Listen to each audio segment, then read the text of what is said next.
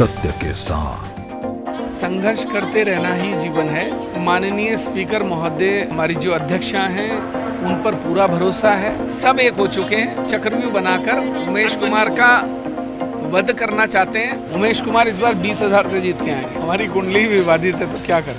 उत्तराखंड की सियासत में भाजपा और कांग्रेस को छोड़ दें तो इन दिनों एक और विधायक सुर्खियों में है।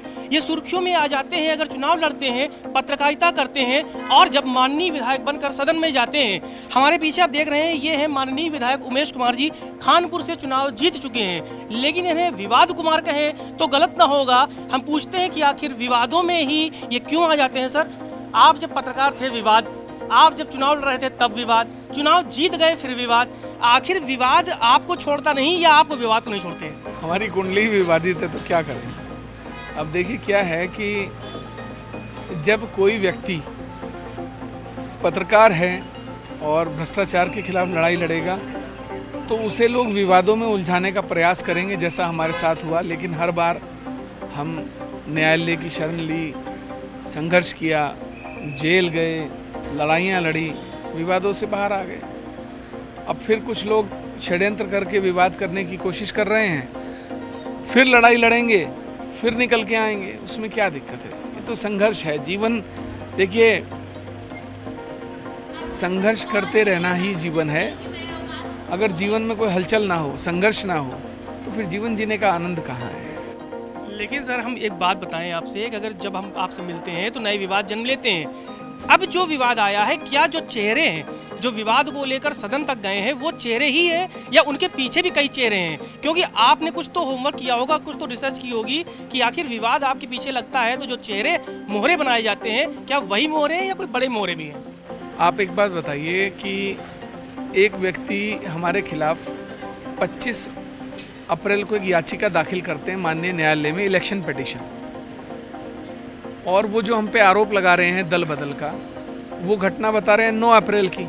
जब आप 25 अप्रैल को हाई कोर्ट इलेक्शन पिटीशन लेकर गए थे तो आपने उस समय इसका जिक्र उसमें क्यों नहीं किया?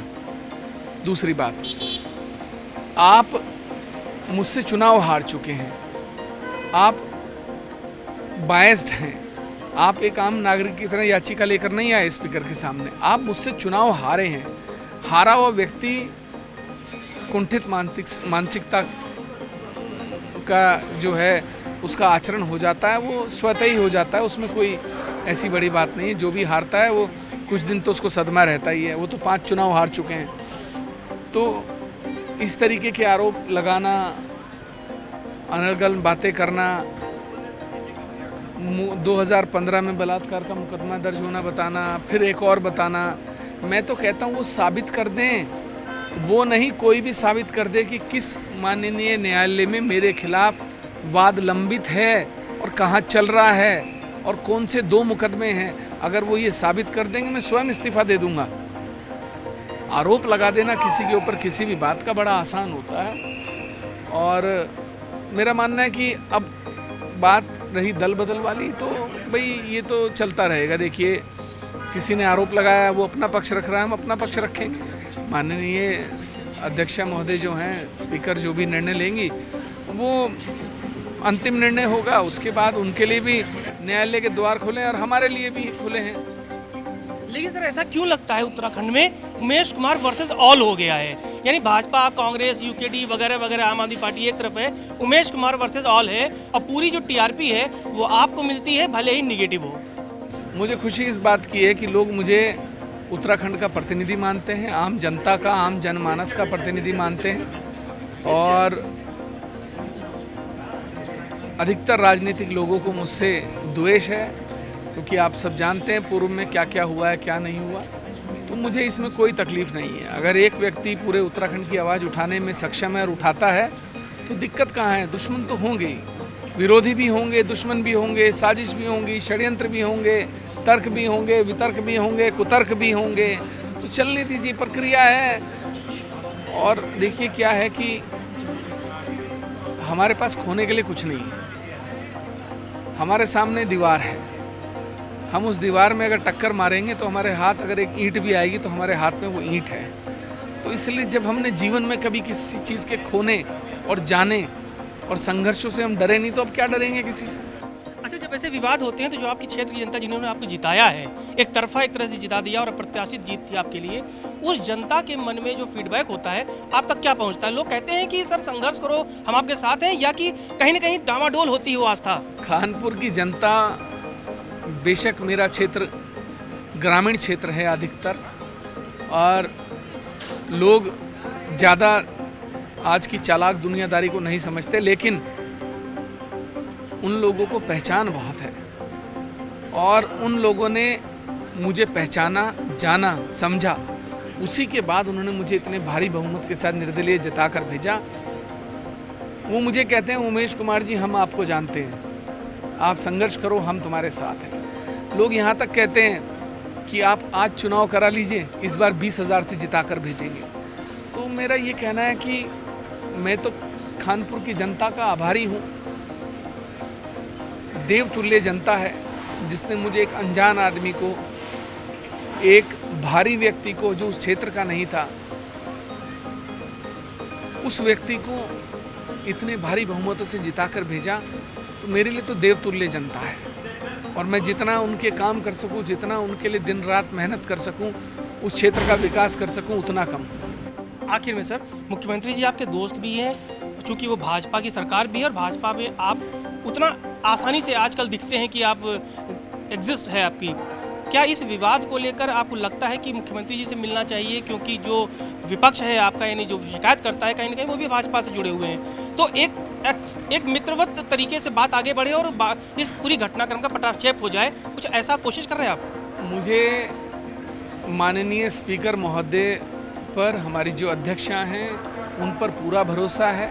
वो दोनों पक्षों को सुनने के बाद निर्णय लेंगी और जो निर्णय होगा वो मुझे मान्य होगा। मैंने कहा ना कि जो भी निर्णय आएगा हमारे पक्ष में आएगा तो अच्छी बात है, हमारे खिलाफ आएगा तो माननीय न्यायालय का रास्ता खुला हुआ है। दिक्कत कहाँ है? जब इतना संघर्ष जीवन में किया, इतनी लड़ाइयाँ लड़ी हैं, तो ये कौन सी बड़ी बात है? आप कहते हैं कि मैं उस पार्टी का सदस्य हूँ, आप साबित करिए ना, किन दस्तावेजों पे साबित करेंगे? किसी पार्टी के समारोह में आ जाना, मैं निर्दलीय हूँ, मैं किसी दल का नेता नहीं हूँ कि मैं जब बसपा का हूँ तो समाजवादी पार्टी में नहीं जाके बैठ सकता, उनसे बात नहीं कर सकता, उनके कार्यक्रम में नहीं जा सकता। समर्थन दिया जाता है, समर्थन देते हैं लोग बाग मंत्री बन जाते हैं दलों में जाकर। तो मैंने समर्थन दिया है, मेरी विचारधारा उनसे मिलती है, और कितनी मिलती है आप इससे अंदाजा लगाइए कि मैंने चुनाव चिन्ह भी उस पार्टी का लिया, उसी पार्टी के चुनाव चिन्ह पर मैं लड़ा, जीता। तो भाई विचारधारा का समर्थन है और मैं करता रहूँगा।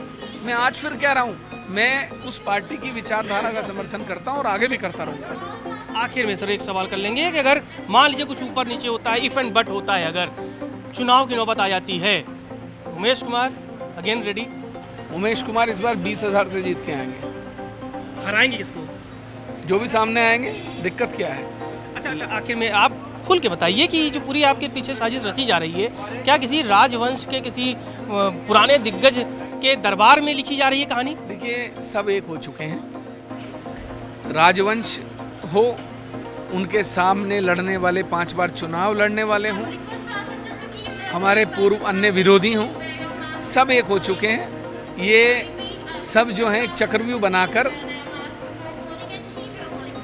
उमेश कुमार का वध करना चाहते हैं, लेकिन इन्हें ये नहीं पता कि जिस कानपुर की जनता ने मुझे भारी बहुमत देकर जिताकर भेजा है, वो इस बार इन्हें चारों खाने चित कर देगी। अगर इन्होंने कोई भी षड्यंत्र इस बार किया तो ये मुंह की खाएंगे, क्योंकि जनता ये बर्दाश्त नहीं करेगी कि उनके चुने हुए प्रतिनिधि के खिलाफ आप साजिश और षड्यंत्र करके कोई ऐसा कार्य कराएं।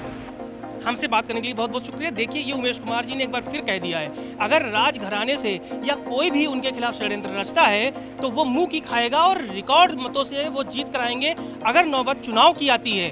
ये विवाद नया जरूर है, लेकिन बहुत सुर्खियों में है। देखना ये होगा कि विधानसभा अध्यक्ष रितु खंडूरी इस पूरे मामले में किस तरह का स्टैंड लेती हैं, और अगर कोई ऊपर नीचे होता है मामला, चुनाव की नौबत आती है, तो क्या उमेश कुमार चुनाव लड़ेंगे तो सामने वही चिर प्रतिद्वंदी उम्मीदवार होंगे?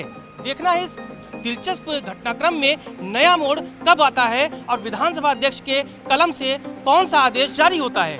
एयरपोर्ट से कैमरामैन इमरान के संग Ashish Tiwari, TV news virus, Dehradun. सत्य के साथ।